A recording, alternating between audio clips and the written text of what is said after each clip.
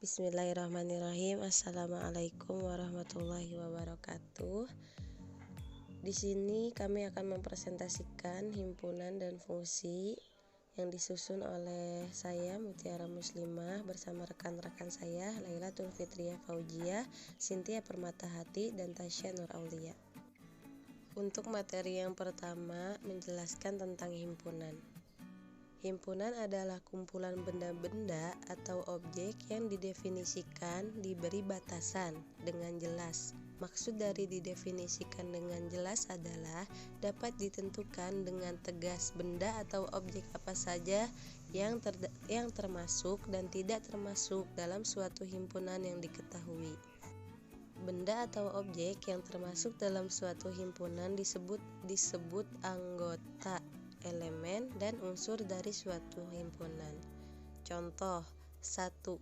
Kelompok pecinta alam Jakarta mendaki Gunung Gede. 2. Kumpulan wanita cantik. 3.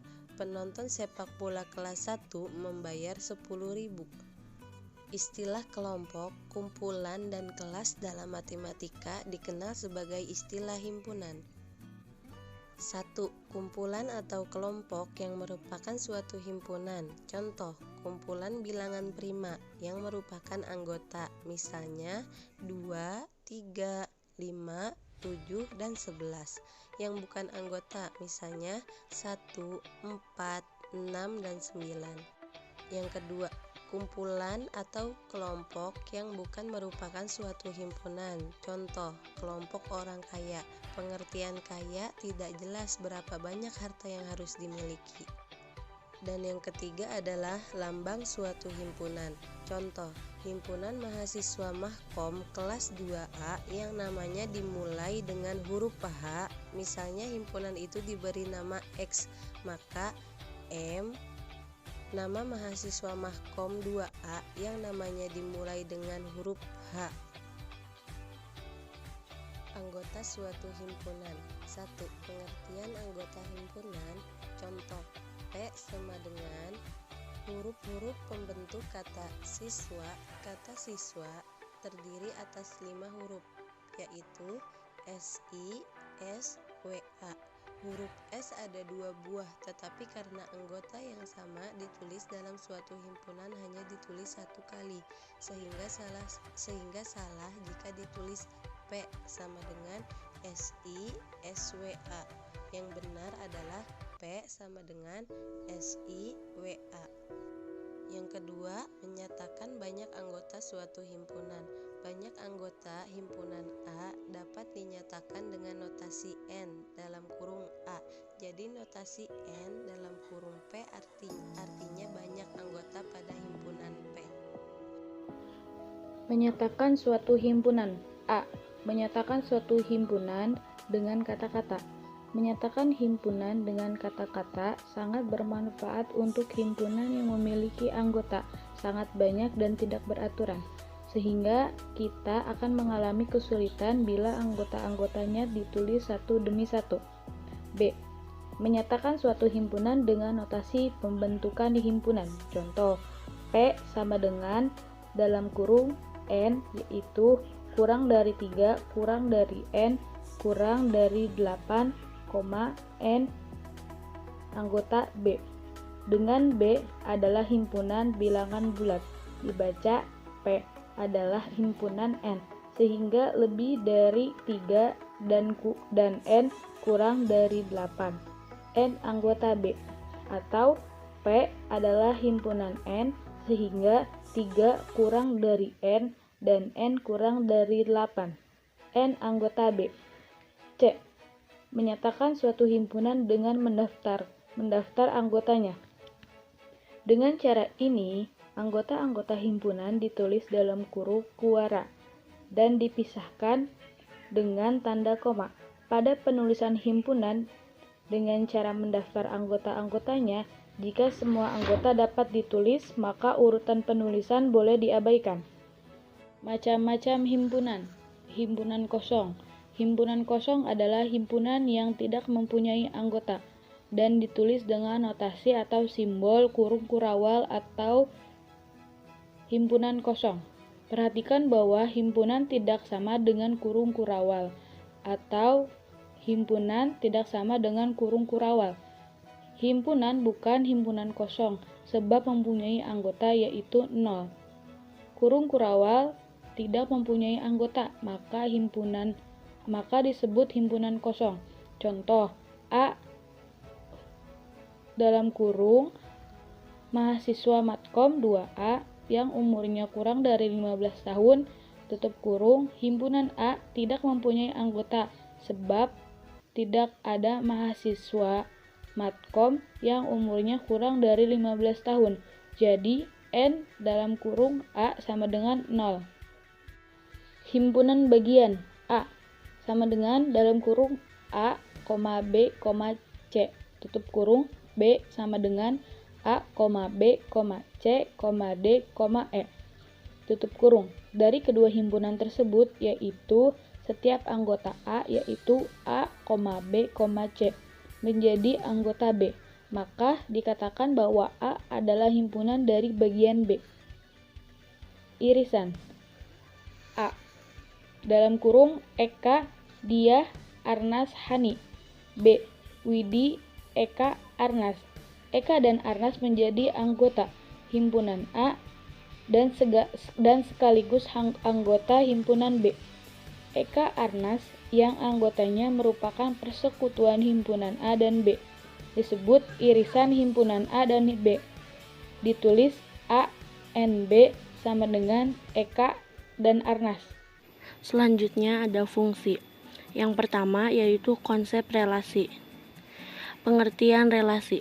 Relasi adalah hubungan antara anggota himpunan asal atau domain dengan himpunan anggota kawan atau kodomain. Contohnya yaitu seperti suatu toko menjual sabun mandi, sabun cuci, beras, teh, dan sebagainya. Setiap barang mempunyai harga masing-masing, yaitu sebagai berikut. Harga satu sabun mandi yaitu 1.500. Harga satu sabun cuci seharga 8.250. Lalu 1 kg beras yaitu seharga 6.000 dan 1 bungkus teh seharga 4.500. Setiap barang mempunyai hubungan dengan suatu harga. Himpunan beras berelasi atau berhubungan dengan himpunan harga. Dari keterangan tersebut dapat dinyatakan dalam dua himpunan, yaitu yang A sama dengan himpunan barang, yaitu sabun mandi, sabun cuci, beras, dan teh. B sama dengan himpunan harga, yaitu 1.500, 8.250, 6.000, dan 4.500. Berikutnya ada menyatakan relasi. Relasi dua himpunan dapat dinyatakan dengan cara diagram panah. Contohnya yaitu seperti misalnya himpunan A, yaitu ada Hadi, Erik, dan Juna. Dan himpunan B ada Irma, Putri, dan Ratu. Terdapat relasi pasangan dari himpunan A ke himpunan B, yaitu contoh dari Hadi ke Irma, Erik ke Putri, Juna, dan Ratu. Jadi pasangannya itu berurutan. Dan yang kedua ada konsep fungsi. Pengertian fungsi. Terdapat dua himpunan, yaitu himpunan A dan himpunan B.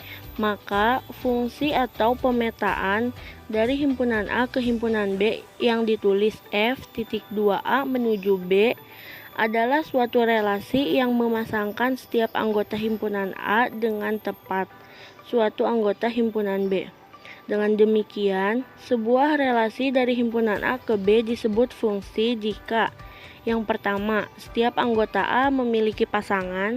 Yang kedua, setiap anggota A dipasangkan hanya satu kali ke anggota B. Lalu ada macam-macam fungsi berdasarkan diagram panah.